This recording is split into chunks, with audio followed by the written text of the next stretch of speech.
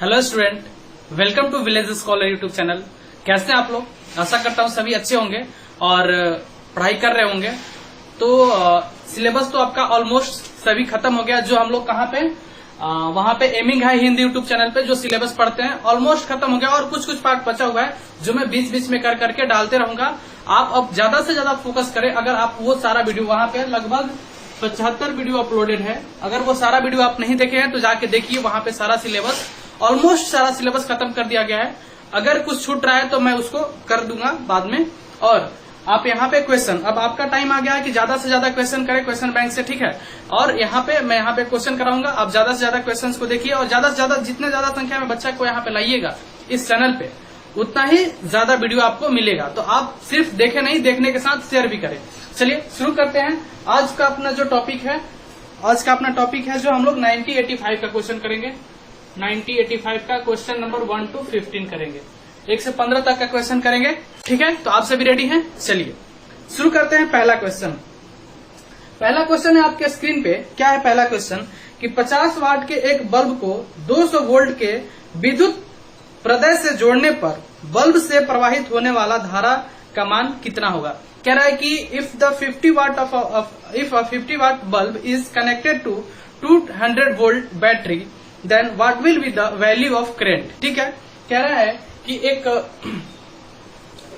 Bulb है, ये bulb है जिसका क्वेश्चन नंबर फर्स्ट का सॉल्यूशन है, जिसका वाट दिया गया, मतलब 50 वाट दिया गया। तो ये 50 वाट क्या है, जहां भी वाट रहेगा, वाट किसका यूनिट है, पावर का यूनिट है। तो ये क्या दिया गया, 50 वाट क्या दिया गया, इसका पावर दिया गया, या इसको हिंदी में बोले तो शक्ति दिया गया, ठीक है। और कह रहा है कि इस बल्ब को किससे क्या कर रहे हैं, इस बल्ब को 200 वोल्ट के बैटरी से जोड़ रहे हैं। ये क्या है, वोल्टेज दिया गया है। ये क्या है, वोल्टेज दिया गया है 200 वोल्ट। तो आपसे पूछ रहा है कि इससे प्रवाहित होने वाला करंट का वैल्यू बताओ। तो करंट इक्वल्स टू पूछ रहा है वाट। तो मैं आपको पावर से रिलेटेड 3 फॉर्मूला बताया था कि पावर का क्या क्या फॉर्मूला होता है। देखिए, आपको कोई भी अगर चीज निकालना है तो सबसे पहले आपको उसका फॉर्मूला पता होना चाहिए। फॉर्मूला पता है तो आप इजिली कैलकुलेट कर सकते हैं, ठीक है। तो क्या होता है पावर का formula, P equals to V²/R। और क्या होता है पावर का फॉर्मूला, एक और फॉर्मूला होता है P इक्वल्स टू VI। और एक पावर का फॉर्मूला क्या होता है, P इक्वल्स टू I²R। ये तीनों फॉर्मूला बहुत इंपॉर्टेंट है। हर देखिए पिछले साल के क्वेश्चन में 9084 में भी इस फॉर्मूला पर बेस्ड एक क्वेश्चन पूछा था और इसमें भी पूछा है। तो अब इसमें से आपको ध्यान रखना है कि हमको कौन सा फॉर्मूला अप्लाई करना है। देखो, आपको P पता है, ये पावर है, शक्ति P पता है, V पता है और I निकालना है। तो कौन सा ऐसा फॉर्मूला है जिसमें P, V और I है। देखो, इसमें P, I, R है, V नहीं है तो ये नहीं लगाएंगे। ये देखो P, V और R है, R तो नहीं निकालना है। अगर R निकालना तो ये भी फॉर्मूला नहीं लगाएंगे। ये वाला फॉर्मूला है जिसमें P, V और I है, तो ये फॉर्मूला लगेगा। तो क्या लगेगा, P इक्वल्स टू VI, ठीक है। पावर कितना दिया गया है, 50 वाट, और वोल्टेज कितना दिया गया है, 200 इंटू I निकालना है। अब देखिए, इधर मल्टीप्लाई में है तो इधर आएगा तो क्या हो जाएगा, डिवाइड में हो जाएगा। तो I इक्वल्स टू क्या हो जाएगा, 50/200। जब आप इसको आप काटोगे तो ये 0 से 0 कट जाएगा, ये 5 चौका 20, कितना हो जाएगा 1/4। 1/4 आ गया। अब 1/4 को आपको आंसर देखने गया तो पॉइंट में दिया गया है, तो 1/4 को पॉइंट में कन्वर्ट करना है। तो मैं बताया था कि नीचे वाले को क्या करते हैं, 100, 10, 100 इस तरह से कन्वर्ट कर देते हैं। तो देखो, इसको अगर 25 से मल्टीप्लाई कर देंगे नीचे में तो 100 बन जाएगा, क्योंकि 4 को तो 10 बनाना पॉसिबल नहीं है तो 100 ही बनाएंगे। और जब नीचे 25 से मल्टीप्लाई किया तो ऊपर भी 25 से मल्टीप्लाई कर देंगे ताकि कट कुट के दोनों बराबर हो जाए। तो कितना हो जाएगा, 25/100। और 25/100 को पॉइंट में कन्वर्ट करने के लिए 2 जीरो है नीचे, तो 2 नंबर के बाद पॉइंट बढ़ जाएगा, तो 1, 2, मतलब 0.25 क्या हो जाएगा, एम्पियर। 0.25 एम्पियर। तो इस तरह से आपका आंसर कौन सा हो जाएगा, आंसर हो जाएगा ए। पहले क्वेश्चन का आंसर कितना हो जाएगा, ए। आई होप कि आप समझ पाए होंगे। आप इसको नोट डाउन कीजिए, मैं नेक्स्ट क्वेश्चन बताता हूं, ठीक है। चलिए, हो गया। नेक्स्ट क्वेश्चन, क्वेश्चन नंबर दूसरा। क्या है दूसरा क्वेश्चन आपके स्क्रीन पे, आप पढ़िए। हिंदी वाले बच्चा पढ़िए, मैं इंग्लिश वाले बच्चों को बता रहा हूं। कह रहा है कि एक विराम अवस्था में 10 किलोग्राम का एक पिंड 10 न्यूटन के बल 4 सेकंड तक लगने के कारण बल द्वारा किया गया कार्य क्या होगा। कह रहा है कि एक पिंड है, मतलब कि कोई ऑब्जेक्ट है। कह रहा है कि an object of mass 10 kg, a force of 10 Newton is applied for 4 seconds, then what will be the work done by that object। तब कह रहा है कि उस ऑब्जेक्ट को मतलब उतना बल लगा के 4 सेकंड तक उसको मूव करने के लिए कितना वर्क करना पड़ेगा। क्या क्या दिया गया है, दिया हुआ है कि ये मान लो एक ऑब्जेक्ट है, इसका मास 10 kg दिया गया है। ठीक है, मास क्या दे दिया गया है, मास दे दिया गया है 10 kg। ठीक, और कह रहा है कि इस पे 4 सेकंड तक फोर्स लग रहा है, तो टाइम दे दिया, क्या दे दिया, 4 सेकंड। ठीक है, और कह रहा है कि इस पे जो फोर्स लग रहा है, इस पे जो फोर्स लगाया जा रहा है, इस ऑब्जेक्ट पे फोर्स लगाया जा रहा है वो 10 न्यूटन का लगाया जा रहा है। फोर्स कितना लगाया जा रहा है, 10 न्यूटन का। तो इस पे वर्क डन पूछ रहा है। तो आपको क्या पता है, वर्क डन इक्वल्स टू क्या होता है, कार्य पूछ रहा है। वर्क डन इक्वल्स टू क्या होता है, फोर्स इनटू डिस्प्लेसमेंट, मतलब कि बल गुने विस्थापन। तो बल तो आपको पता है, फोर्स तो पता है, अगर आप डिस्प्लेसमेंट निकाल लें, विस्थापन निकाल लें, तो आपका काम बन जाएगा। अब डिस्प्लेसमेंट कैसे निकालें, तो मैं बार बार बताता हूं। आपका इक्वेशन का मोशन कितना, 3 इक्वेशन ऑफ मोशन है। S equals to U T plus half eighty square. अच्छा, ये वस्तु बोला है कि विराम से चलना शुरू हुआ है, तो यहाँ पे यू का वैल्यू कितना हो जाएगा, 0 हो जाएगा। ठीक है, u t plus half eighty square, और v equals to u plus a t, और v square equals to u square plus 2as होता है। तो अब इसमें से आपको क्या निकालना है, डिस्प्लेसमेंट मतलब एस निकालना है। तो कौन सा फॉर्मूला अप्लाई कीजिएगा कि एस निकल जाए। देखिए, ये फॉर्मूला ज्यादा सुटेबल होगा। अगर ये फॉर्मूला अगर आप लगाना चाहते हैं तो आपको एक्सेलरेशन भी चाहिए, क्योंकि फॉर्मूले में ए भी है, तो आपको एक्सेलरेशन चाहिए। यहाँ पे लाइट है, नहीं दिख रहा है, तो ए है, तो एक्सेलरेशन चाहिए। तो सब में एक्सेलरेशन चाहिए, तो आपको एक्सेलरेशन तो निकालना ही पड़ेगा, जो कि क्वेश्चन में नहीं दिया गया है। तो आप एक्सेलरेशन कैसे कैलकुलेट करेंगे, आपको पता है क्या होता है, फोर्स बराबर मास इंटू एक्सेलरेशन होता है। ये भी एक तो पता है आपको ना, force equals to mass into acceleration होता है। फोर्स कितना दिया गया है, 10 न्यूटन, मास कितना दिया गया है, 10, और एक्सेलरेशन ये है। तो ये 10 से 10 कैंसिल हो जाएगा, तो एक्सेलरेशन कितना हो जाएगा, 1 मीटर पर सेकेंड स्क्वायर। ठीक है, एक्सेलरेशन आ गया 1 मीटर पर सेकेंड स्क्वायर। अब आप इसमें से आपको एस निकालना है, तो कौन सा फॉर्मूला लगा लीजिएगा, यू पता है, टी पता है, ए पता है और टी पता है। तो पहला ही फॉर्मूला अप्लाई हो जाएगा। तो पहला फॉर्मूला जब अप्लाई कीजिएगा तो यू 0 है और टी 0 है, तो 0 इंटू 4, तो 0 हो जाएगा, प्लस हाफ, ए की जगह पे कितना आया 1, और टी की जगह पे कितना आया 4 इंटू 4 सेकंड है, तो 4 इंटू 4 सेकंड। ठीक है, 2 बार 4 टी स्क्वायर है, ये 2 से 2 दूनी 4 कट जाएगा, ये 0 हो जाएगा, तो 0 प्लस 8 बराबर 8। डिस्प्लेसमेंट कितना आ जाएगा, 8 मीटर। जब विस्थापन 8 मीटर आ गया, तो वर्क बराबर क्या होता है, फोर्स गुना डिस्प्लेसमेंट। फोर्स कितना है, बल कितना है, 10 इंटू विस्थापन कितना आ गया, यहां से उठा लेंगे 8, तो कितना आ जाएगा 80 जूल। 80 जूल, वर्क का यूनिट क्या होता है, जूल, तो इसका हो जाएगा 80 जूल। इस तरह से आपका आंसर कौन सा हो जाएगा, डी। आई होप कि आप समझ पाए होंगे सारी बातों, क्योंकि कैसे कैसे क्वेश्चंस पे बढ़ते हैं। क्वेश्चन पे सॉल्व करने का तरीका क्या होता है, सबसे पहले क्वेश्चन पूछ क्या रहा है, जो पूछ रहा है तो उसमें से क्या क्या दिया गया है, क्या क्या नहीं दिया गया है। जो दिया गया वो ठीक है, जो नहीं दिया गया हम उसको क्या करेंगे, फाइंड करेंगे। ठीक है, फाइंड करके वहां पे पुट कर देंगे, आपका आंसर आ जाएगा। तो आप धीरे धीरे करके सीखते रहें। ठीक है, आप इसको नोट डाउन कीजिए, मैं नेक्स्ट क्वेश्चन बताता हूं।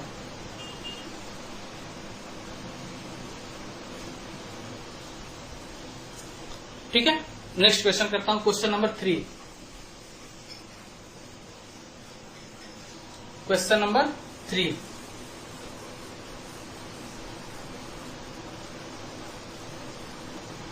क्या कह रहा है क्वेश्चन नंबर 3, आप पढ़िए। कह रहा है कि अगर 1 किलोग्राम का पिंड 1 न्यूटन बल 1 सेकेंड तक लगाया जाए तो पिंड द्वारा तय किया गया दूरी क्या होगा। इसी की तरह क्वेश्चन है, कह रहा है कि 1 किलोग्राम का पिंड है, मान लो ये कोई ऑब्जेक्ट है, 1 kg object, if 1 Newton force is applied for 1 second, then what will be the displacement। Same question है, ये देखिए, ये 1 kg का वस्तु है, मास दे दिया इसका 1 kg। ठीक है, इसमें फोर्स जो लग रहा है वो 1 न्यूटन का लग रहा है। और पूछ रहा है कि अगर बोल रहा है कि ये फोर्स जो है टाइम जो है 1 सेकंड के लिए लग रहा है, तो इसके द्वारा जितना डिस्प्लेसमेंट हो रहा है आप निकालो। तो डिस्प्लेसमेंट का फॉर्मूला क्या होता है, डिस्प्लेसमेंट जो पूछ रहे हैं सबसे पहले उसका फॉर्मूला लिखेंगे।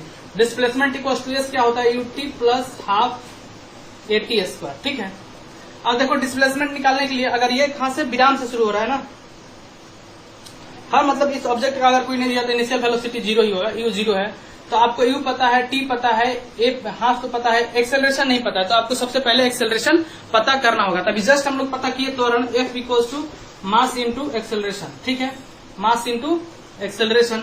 तो फोर्स कितना दिया गया है 1, मास कितना दिया गया है 1, एक्सेलरेशन निकालना है तो 1 1 कैंसिल होके एक्सेलरेशन कितना आ जाएगा 1 मीटर पर सेकेंड स्क्वायर।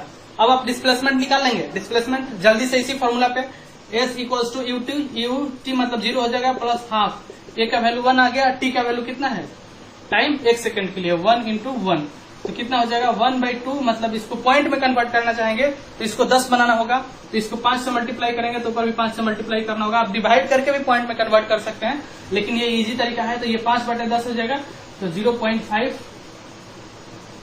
मीटर इसका हो जाएगा ये डिस्प्लेसमेंट का आंसर। और इस तरह से इसका आंसर कौन सा हो जाएगा बी। आई होप कि ये तो क्वेश्चन सारे बच्चे सॉल्व कर लिए होंगे। ठीक है, अब इसको नोट डाउन कीजिए जल्दी से।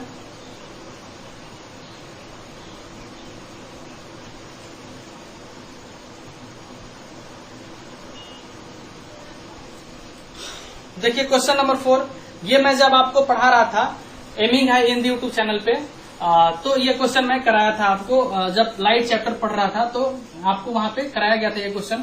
क्वेश्चन नंबर 4 कह रहा है कि क्वेश्चन नंबर 4 कह रहा है कि एक मिनट, क्वेश्चन नंबर 4 कह रहा है कि एक प्रकाश किरण समतल दर्पण पर 30 डिग्री का कोण बनाता है। कह रहा है कि एक प्रकाश किरण जो है वो समतल मतलब कि प्लेन मिरर पे 30 डिग्री का एंगल बना रहा है। ठीक है, इसके बाद कह रहा है बनाते हुए आपतित होता है, तो समतल अगर दर्पण को 30 डिग्री से घुमा दिया जाए तो परावर्तित किरण कितने अंश से घूम जाएगा। देखो क्या कह रहा है, कह रहा है कि मान लो ये प्लेन मिरर है। ठीक है, ये प्लेन मिरर है, इसमें कोई लाइट आ रहा है। ठीक है, वो लाइट इस समतल दर्पण से 30 डिग्री का एंगल बना रहा है, आपतित हो रहा है। आपतित किरण किसको बोलते हैं, अगर यहाँ पे एक नॉर्मल डालोगे तो ये नॉर्मल और इंसिडेंट रे के बीच का जो एंगल है वो 30 डिग्री होता। अगर आपसे पूछता है कि रिफ्लेक्टेड रे कितना होता, तो एंगल ऑफ मतलब कि लॉ ऑफ रिफ्लेक्शन की हेल्प से जितना एंगल ऑफ इंसिडेंस होता है एंगल ऑफ रिफ्लेक्शन होता है वो 30 डिग्री ये भी हो जाता है।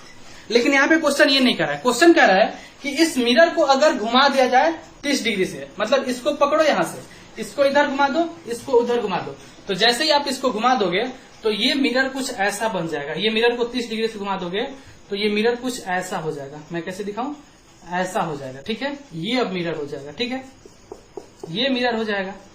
अब इस पे जो बोल रहा है कि जो इंसिडेंट रे है अब वो कितना डिग्री से घूम जाएगा। जो बोल रहा था कि ये 30 डिग्री से आ रहा था लाइट, वो अब कितने डिग्री से घूम जाएगा। तो वो क्या होता है, इसका थ्योरी मैं बताया था कि अगर कोई प्लेन मिरर को अगर थीटा एंगल से रोटेट करते हैं, अगर प्लेन मिरर को थीटा डिग्री से रोटेट करते हैं, मतलब घुमा देते हैं, तो उसका जो रिफ्लेक्टेड रे होता है, प्रवर्तित किरण जो होता है वो 2 थीटा डिग्री से घूम जाता है। ठीक है, अगर मिरर को, अगर दर्पण को थीटा एंगल से घुमाओगे तो परावर्तित किरण क्या होता है 2 थीटा से क्या होता है घूम जाता है। तो आप कितना से घुमा रहे हो, 30 डिग्री से घुमा रहे हो, तो ये क्या हो जाएगा, थीटा का वैल्यू यहाँ पे 30 है, तो 2 थीटा कितना हो जाएगा 2 गुने 30, मतलब कि इसका जो परावर्तित किरण है वो 60 डिग्री से घूम जाएगा। इसमें कुछ नहीं करना है, सिंपली जो दिया गया एंगल उसको 2 से मल्टीप्लाई कर देना है, तो वो आपका आंसर हो जाएगा। इस तरह से आपका आंसर कौन सा हो जाएगा, 4 का ए आंसर हो जाएगा। ठीक है, चलिए नेक्स्ट क्वेश्चन। ठीक है, आप इसको नोट डाउन कीजिए। मैं नेक्स्ट क्वेश्चन ये लिख लीजिएगा कि if the mirror is rotated by angle theta then the reflected light will be rotated by 2 theta. और हिंदी वाले लिख लेंगे कि अगर कोण को दर्पण को थीटा एंगल से घुमा देंगे तो उसका परावर्तित किरण 2 थीटा से क्या हो जाएगा, घूम जाएगा। चलिए next question, question number 5। Question number 5 आप पढ़िए क्या दिया गया है। क्वेश्चन नंबर 5 कह रहा है, क्वेश्चन नंबर 5 कह रहा है कि निम्नलिखित में से कौन सा शक्ति मापने का मात्रक है। शक्ति का मात्रक पूछ रहा है, पावर का यूनिट पूछ रहा है। पावर, पावर का यूनिट तो आप बचपन से ही पढ़ रहे हैं, क्या होता है? वॉट होता है, वाट होता है। पावर क्या होता है? जूल पर सेकेंड। पावर क्या होता है? पावर कैसे निकालते हैं? एनर्जी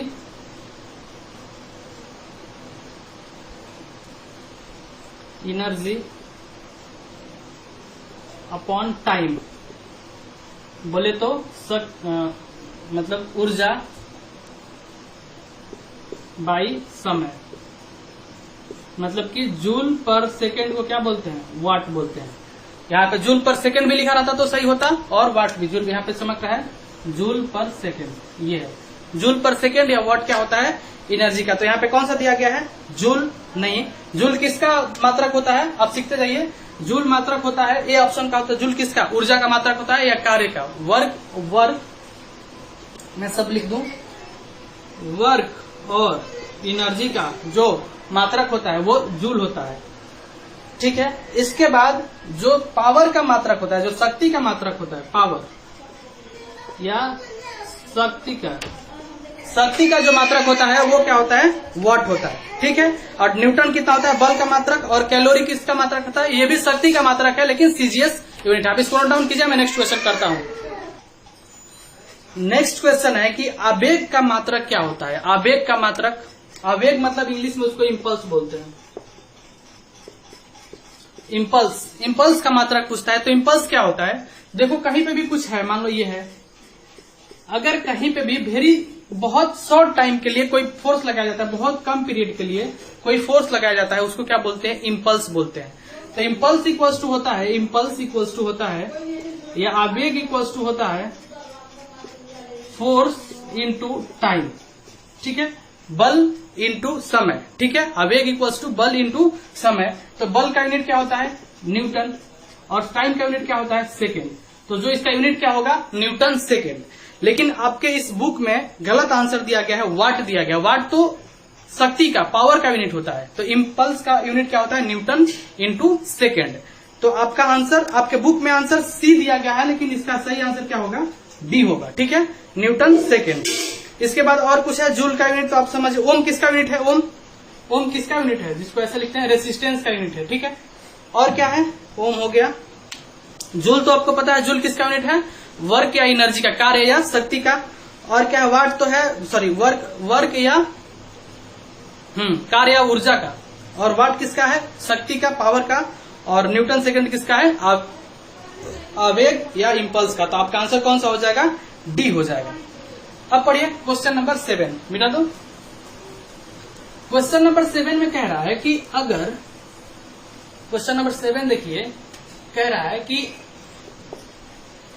है कि किस अवस्था में प्रेरित इलेक्ट्रोमोटिव फोर्स का मान अधिक होता है। ये क्या कह रहा है मैं आपको समझा रहा हूं। देखिए होता क्या है कि आप इलेक्ट्रोमैग्नेटिज्म आप पढ़े होंगे, आप क्लास 10 में चैप्टर है कि इलेक्ट्रोमैग्नेटिज्म, कि अगर कहीं पे मैग्नेटिक फील्ड है तो वहां पे अगर मैग्नेटिक फील्ड में किसी कुंडली को, अगर किसी मैग्नेटिक फील्ड बोले तो हाँ, चुंबकीय क्षेत्र में अगर किसी कुंडली को, मैग्नेटिक फील्ड में अगर किसी उसको वायर को रोटेट करोगे तो वहां पे आप इलेक्ट्रिसिटी का, आपको इलेक्ट्रिसिटी प्रोवाइड मिलता है, जो कि जनरेटर क्या होता है कि देखो इधर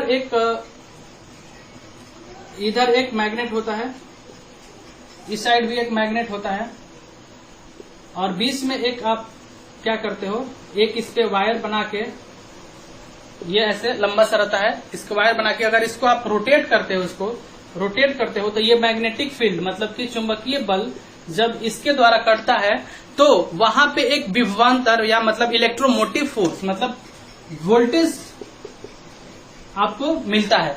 ठीक है, अगर आप जनरेटर वाले, इलेक्ट्रोमोटिव फोर्स वाले अगर क्लास 10 में अगर आप चैप्टर ढंग से पढ़े होंगे तो आपको पता होगा। तो ये पता था कि जितना तेज ये घूमेगा उतना ही ज्यादा आपको वोल्टेज, जैसे टरबाइन होता है, टरबाइन देखे ना, टरबाइन जिससे बिजली उत्पादन होता है, तो उसमें क्या किया था, इसी को घुमाया जाता है, इस आर्मेचर को, इसको आर्मेचर बोलते हैं, इसको घुमाया जाता है। जितना आप तेजी से इसको घुमाओगे उतना ही ज्यादा बिजली का प्रोडक्शन होगा।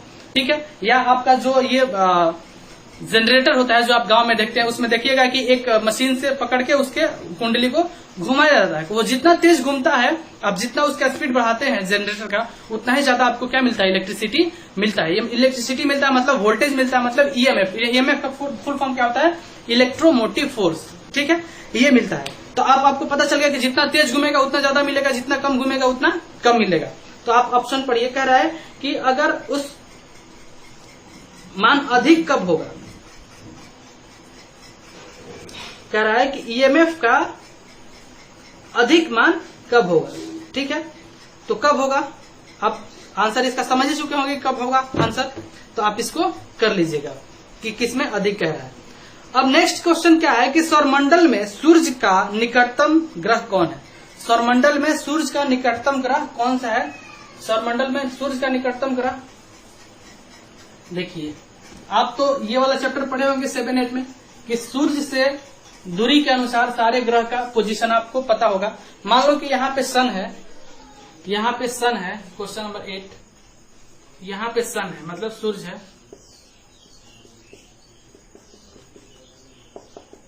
तो इससे दूरी के हिसाब से कौन सबसे नजदीक इसके रहता है, कौन सा, बुध। फिर 2 नंबर पे क्या रहता है, 1 नंबर पे बुध रहता है, दूसरे नंबर पे क्या रहता है, शुक्र रहता है, तीसरे नंबर पे कौन सा रहता है, पृथ्वी रहती है, चौथे, ये नोट डाउन कर लीजिएगा, चौथे नंबर पे कौन सा रहता है, मंगल रहता है, 5वें नंबर पे बृहस्पति, 6ठे नंबर पे शनि, 7वें नंबर पे अरुण और 8वें नंबर पे वरुण। इंग्लिश में बोले तो बुध को क्या बोलते हैं, इसको बोलते हैं वीनस, इसको अर्थ, इसको मार्स, इसको जुपिटर, इसको सैटर्न, इसको अरुण एंड वरुण। थोड़ा इन दोनों का नाम याद ध्यान रख लीजिएगा, इंग्लिश वाला नाम मेरे दिमाग से निकल रहा है, अरुण एंड वरुण। ठीक है, मैं बता दूंगा, नेपच्यून, इसको नेपच्यून और इसको, ठीक है, आप ध्यान रख लीजिएगा इसको, इसका किसी एक का नाम मेरे दिमाग से निकल रहा है। और इसको बुध को क्या बोलते हैं, ये भी। तो देखिए ये दूरी के हिसाब से सबसे नजदीक में कौन सा है, बुध है, फिर शुक्र है, फिर पृथ्वी है, फिर मंगल है, फिर बृहस्पति है, शनि है, अरुण है, वरुण है। तो आपके क्वेश्चन में ये तो आपका क्वेश्चन क्या पूछ रहा है कि सबसे नजदीक कौन है, सबसे नजदीक तो बुध है, ठीक है, सबसे नजदीक कौन सा है, बुध है। तो आपका आंसर कौन सा हो जाएगा, डी। लेकिन ये तो ये क्वेश्चन हो गया। अगर आपसे और क्वेश्चन पूछ लेता कि सूर्य से दूरी के हिसाब से तीसरा जगह स्थान पे कौन है, तो कौन है, पृथ्वी है। पूछता चौथे स्थान पे कौन है, तो मंगल है। 5वें स्थान पे कौन है, तो बृहस्पति है। 6ठे स्थान पे कौन है, शनि है। और वरुण, अरुण किस पे है, 7वें नंबर पे। और ये वरुण किस पे है, तो 8वें नंबर पे। ठीक है, पूछ लेता कि और क्या है इसमें, कुछ बातें और सीख लीजिए। ये जो शुक्र है ना, इसको पृथ्वी का बहन कहा जाता है या पृथ्वी का जुड़वा ग्रह कहा जाता है। इसको भोर का भी तारा कहा जाता है, इसको भोर का तारा कहा जाता है, इसको लाल ग्रह कहा जाता है। ठीक है, और पृथ्वी को नीला ग्रह कहा जाता है। और क्या, बृहस्पति जो है सबसे बड़ा है। ठीक है, बृहस्पति सबसे बड़ा है। इस तरह से आप बहुत सारे बातें, जितना मैं बोला उतना आप नोट डाउन कर लीजिएगा। इतना तरह से क्वेश्चन आपको वेरी करके पूछ सकता है। और भी कुछ क्वेश्चन पूछेगा तो मैं बताऊंगा, आप इतना नोट डाउन कीजिए कि सूर्य से दूरी के हिसाब से कौन कैसे है। ठीक है, नेक्स्ट क्वेश्चन है क्वेश्चन नंबर 9 कि यांत्रिक ऊर्जा को विद्युत ऊर्जा में बदलने का साधन क्या है। ये तो क्वेश्चन बहुत बार कर चुके हैं, सब बच्चे कर चुके हैं कि यांत्रिक ऊर्जा को मतलब मैकेनिकल एनर्जी को अगर आप इलेक्ट्रिकल एनर्जी में कन्वर्ट करना चाहते हैं तो क्या करना होगा। कौन सा यंत्र है, तो मैं बताया था कि आपको मैकेनिकल एनर्जी को इलेक्ट्रिकल एनर्जी में कन्वर्ट करने का यंत्र क्या है, डायनेमो। और अगर आप इलेक्ट्रिकल एनर्जी को मैकेनिकल एनर्जी में कन्वर्ट करना चाहते हैं तो इलेक्ट्रिक मोटर की हेल्प से कर सकते हैं। ठीक है, इलेक्ट्रिक मोटर रहेगा, वो इलेक्ट्रिकल एनर्जी को मैकेनिकल एनर्जी में कन्वर्ट करेगा, और डायनेमो क्या करेगा, मैकेनिकल एनर्जी को इलेक्ट्रिकल एनर्जी में कन्वर्ट करेगा। ऑप्शन ए में भी है कि आमीटर। आमीटर क्या होता है, आमीटर क्या होता है, आमीटर के बारे में जानते हैं। आमीटर के बारे में लिख लीजिए कि वो इलेक्ट्रिक करंट को मेजर करने का एक यंत्र है।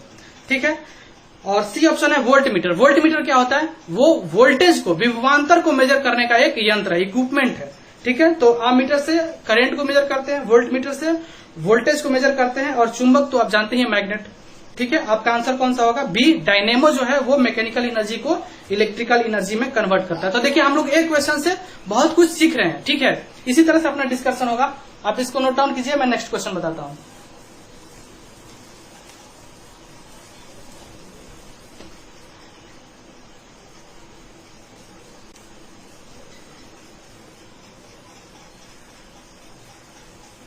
नेक्स्ट क्वेश्चन कह रहा है कि सोलर कुकर का ढक्कन शीशे का बना होता है, ऐसा क्यों होता है? देखो सोलर कुकर जो होता है ना, मान लो ये सोलर कुकर है, ठीक है, कुछ भी मान लो इस तरह से सोलर कुकर है, कुछ भी है, ये बर्तन है, सोलर कुकर है।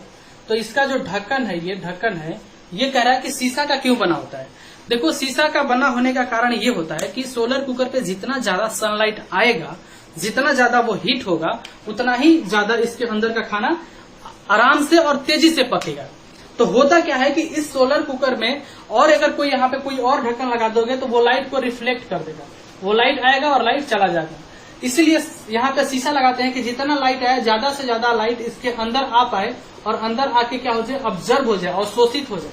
ठीक है, तो सोलर कुकर में जो उसका ढक्कन होता है शीशा का, इसलिए होता है कि उस पर ज्यादा से ज्यादा लाइट, सनलाइट क्या हो, ऑब्जर्व हो, मतलब कि अवशोषित हो सके।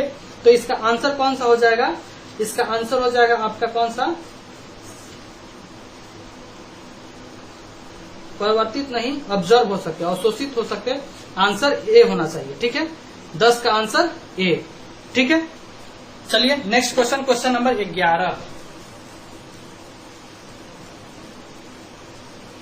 क्वेश्चन नंबर 11 में क्या है? क्वेश्चन नंबर 11 में है कि 2 किलोवाट का हीटर 220 वोल्ट के स्रोत से जोड़ने पर कार्य करता है, तो हीटिंग एलिमेंट का प्रतिरोध क्या होगा? देखिए कितना बार बार क्वेश्चन पूछ रहा है। जो मैं शुरू में 3 फॉर्मूला, आपको पावर दे दिया गया, किलोवाट दे दिया गया, मतलब वाट या किलोवाट किसका यूनिट होता है? पावर है। पावर कितना दे दिया गया? 2 किलोवाट। 2 किलोवाट को वाट में बदल दीजिए, किलो लगाता है 1000 से गुना कर दीजिए, 2000 वाट आपको पावर दे दिया गया। इसके बोल दिया गया इसको वोल्टेज जो या जिस वोल्टेज से जोड़ा जाता है उसको कितना है? 220 वोल्ट है। तो आपका रेसिस्टेंस पूछ रहा है कि कितना, किस प्रतिरोध से इसको जोड़ा गया है। पहले क्वेश्चन में करंट पूछा था, तो मैं अभी जस्ट फिर पावर का 3 फॉर्मूला लिखता हूं। V² I² और क्या होता है? VI। ये तीनों पावर का फॉर्मूला है, मैं फिर से लिख दिया। मैं बताया था ना कि आपको याद होना चाहिए। तो आपको क्या क्या क्या क्या पता है, क्या निकालना है? PVR। PVR वाला फॉर्मूला कौन है? PV और R, ये पहला फॉर्मूला लगेगा, ये बाकी दो नहीं लगेगा। ठीक है, तो ये मैं दोनों को मिटा दे रहा हूँ। ठीक है, तो पावर कितना दिया गया है? पावर की जगह पे पावर लिख देंगे। पावर कितना दिया गया है? 2000। वोल्टेज कितना दिया गया है? 220 का स्क्वायर, 220 इंटू 220 अपॉन 220 ही दिया गया है कि 200 दिया गया है?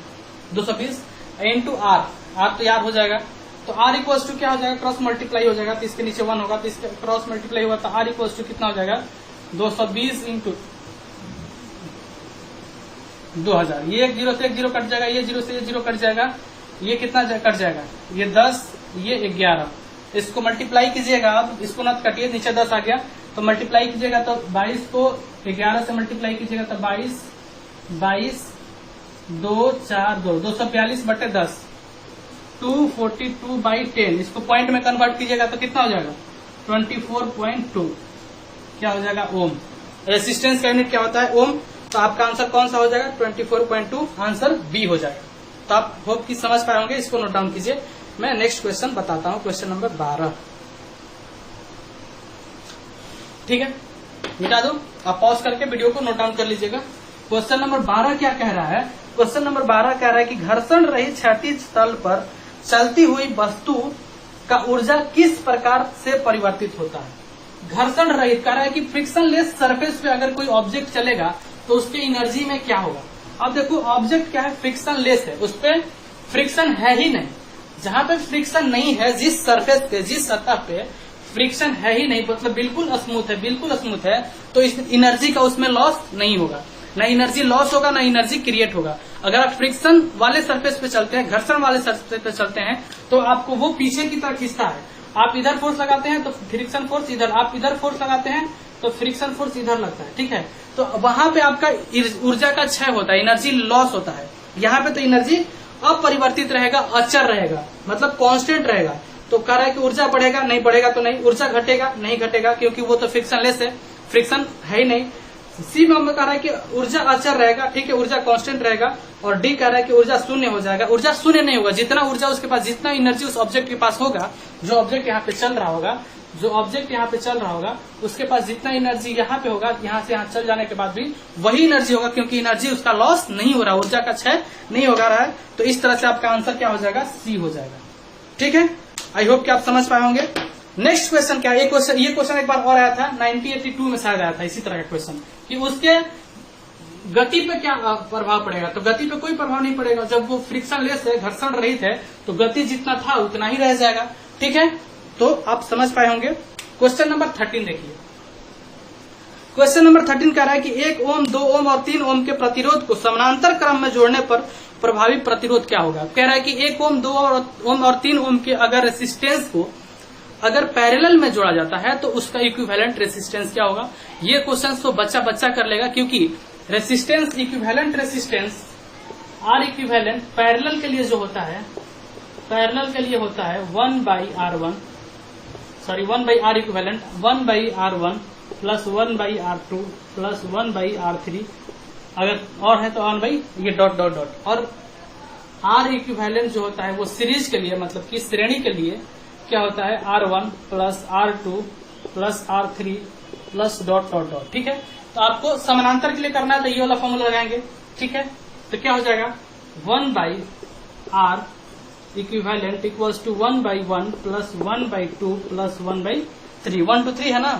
अब तीनों का ये एलसीएम निकालिएगा तो कितना हो जाएगा, तीनों का एलसीएम कितना हो जाएगा 6, ये कितना हो जाएगा 6 प्लस 3 प्लस 2, 6 3 9 2 11, 11/6। मतलब इसको अगर उल्टा करेंगे, आर इक्विवेलेंट करेंगे, इसको 1/R है तो आर इक्विवेलेंट करेंगे तो ये भी उल्टा हो जाएगा, तो 6/11 ओम। और इस तरह से आपका आंसर कौन सा हो जाएगा, ए हो जाएगा। ठीक है, आई होप कि ये क्वेश्चन सब बच्चे कर लिए होंगे। क्वेश्चन नंबर 14 क्या है, क्वेश्चन नंबर 14 है कि माइक्रोस्कोप, ठीक है, क्वेश्चन नंबर 14 है कि माइक्रोस्कोप का उपयोग किसके लिए किया जाता है। देखो, एक होता है माइक्रोस्कोप, एक होता है टेलीस्कोप। तो जितना नजदीक से अगर किसी छोटा से छोटा वस्तु को देखा जाता है, मतलब जीवाणु, विषाणु, मतलब बैक्टीरिया, वायरस, सबको देखा जाता है, वो माइक्रोस्कोप के हेल्प से देखा जाता है। मतलब नजदीक में कोई ऑब्जेक्ट है, अगर उसको आप देखना चाहते हो, जितना छोटा ऑब्जेक्ट है उसको आप देखना चाहते हो, तो माइक्रोस्कोप का आपको हेल्प लेके करना होगा। तो आपका आंसर कौन जाएगा, समीप, मतलब कि समीप के सूक्ष्म वस्तु को देखने के लिए, मतलब कि वैसा ऑब्जेक्ट जो नियरेस्ट है लेकिन छोटा है, उसको देखने के लिए किसका यूज करते हैं, उसका यूज करते हैं हम लोग माइक्रोस्कोप का। लेकिन कहेगा कि आप एक और होता है टेलीस्कोप। टेलीस्कोप, टेली मतलब दूर होता है, दूर के वस्तु को देखने के लिए, मतलब जो वस्तु बहुत दूर है उसको देखने के लिए टेलीस्कोप का यूज करते हैं। ठीक है, लास्ट एवं 15 नंबर क्वेश्चन, जो कि लास्ट क्वेश्चन होगा आज के सेशन का। ठीक है, तो आप इससे आज के सेशन का ये लास्ट एवं 15 नंबर क्वेश्चन है। अगर आपको ये सेशन अच्छा लगा तो ज्यादा से ज्यादा दोस्तों में शेयर करें और सबको बताएं। और अगर आप कुछ सुझाव देना चाहते हैं कि सर इस तरह से कीजिए, तो आप सुझाव भी दे सकते हैं। ठीक है, कि सर इस तरह से पढ़ाइए, ये ज्यादा बेटर होगा। ठीक है, आप कमेंट बॉक्स में कमेंट लिख सकते हैं अगर आपको ये पसंद आ रहा है ये सेशन। अब इसमें 4 साल का ये क्या हो गया, 1982, 3, 4, 5 का भी ये क्वेश्चन अपलोड हो गया। तो आप ज्यादा से ज्यादा दोस्तों को बताइए, जितना ज्यादा स्टूडेंट आप यहाँ पे लाइएगा उतना ही ज्यादा मजा आने वाला है। ठीक है, चलिए नेक्स्ट और लास्ट क्वेश्चन क्या है कि निम्नलिखित राशियों में से कौन सा सदिश है। कह रहा है in which of the following is vector quantity. तो 2 तरह का क्वांटिटी होता है, एक स्केलर होता है,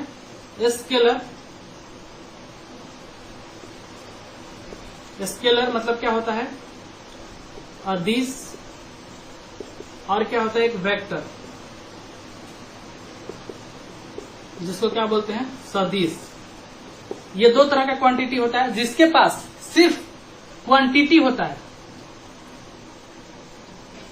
मतलब सिर्फ मात्रा की बात करते हैं, तो उसको क्या बोलते हैं स्केलर बोलते हैं, मतलब कि अदिश बोलते हैं। जिसके पास क्वांटिटी के साथ साथ प्लस में डायरेक्शन भी होता है, दिशा भी होता है, उसको क्या बोलते हैं, उसको सदिश राशि मतलब वेक्टर क्वांटिटी बोलते हैं। तो देखो, आपको मैं पहला बता दूं कि जो द्रव्यमान है उसके पास सिर्फ आप क्या लिखते हो, द्रव्यमान के पास कोई डायरेक्शन होता है क्या, आप बोलते हो क्या क्या कि 10 kg है नॉर्थ डायरेक्शन में, ऐसा नहीं बोलते हो। द्रव्यमान के साथ सिर्फ केजी लगता है, मतलब इसका सिर्फ क्वांटिटी बताया जाता है, तो ये क्या हो गया, स्केलर क्वांटिटी, मतलब अदिश राशि हो गया। दूसरा क्या है, ताप, टेम्परेचर। टेम्परेचर के साथ भी स्केलर, टेम्परेचर का भी कोई डायरेक्शन नहीं होता है, कोई दिशा नहीं होता है, तो इसका क्या भी स्केलर क्वांटिटी है। घनत्व, डेंसिटी, डेंसिटी भी एक स्केलर क्वांटिटी है। बल, आप बल के जब फोर्स जब बोलते हैं तो आप बोलते हो कि 10 न्यूटन का फोर्स पूरब डायरेक्शन में लगाया गया है, पश्चिम डायरेक्शन में लगाया गया है, नॉर्थ में लगाया गया है, साउथ में लगाया गया है, इस तरह से बात आप यूज करते हो। तो एक बल सिर्फ है वो वेक्टर क्वांटिटी है। मैं कुछ कुछ लिख दूं, देखो इसका स्केलर क्वांटिटी का जो एग्जाम्पल है आप लिख लो, द्रव्यमान, डेंसिटी मतलब कि घनत्व, द्रव्यमान मतलब कि वेट, सॉरी वेट बोल रहा हूं, द्रव्यमान मतलब कि मास, वेट जो है वो वेक्टर क्वांटिटी है, ठीक है। उसके बाद लिख लो स्केलर पे लिख लो मास, वॉल्यूम, डेंसिटी, द्रव्यमान, आयतन, घनत्व, तापमान, चाल, स्पीड, ठीक है। इसमें लिख लो वेट, वेक्टर में क्या लिख लो, वेक्टर में मतलब कि सदिश में लिख लो वेट मतलब भार, एक्सेलरेशन मतलब त्वरण, फोर्स, संवेग मतलब कि मोमेंटम, ये सब क्या है, वेक्टर क्वांटिटी है, और ये क्या है, स्केलर क्वांटिटी है। तो आज के क्लास को यहीं पे खत्म करते हैं और मिलते हैं नेक्स्ट क्लास में। तब तक आप ये ना सोचिए कि आपका एग्जाम कब होगा, क्या होगा, एग्जाम तो होगा ही होगा और जल्द ही होगा, क्योंकि ये क्या हो गया, ये लगभग लॉकडाउन तो लगभग अनलॉक होना शुरू हो गया है, तो आपका एग्जाम होगा। आप अपने तैयारी में तेजी ला दें और ज्यादा से ज्यादा क्वेश्चंस आप करने का कोशिश करें। मैं यहाँ पे धीरे धीरे क्वेश्चंस का वीडियो डाल ही रहा हूँ, फिर आप अपने से भी क्वेश्चंस को करते रहें, प्रीवियस ईयर क्वेश्चन करें, ज्यादा आलतू फालतू क्वेश्चन न करें। और ठीक है, मिलते हैं नेक्स्ट वीडियो में, तब तक के लिए bye bye, take care and thank you for watching.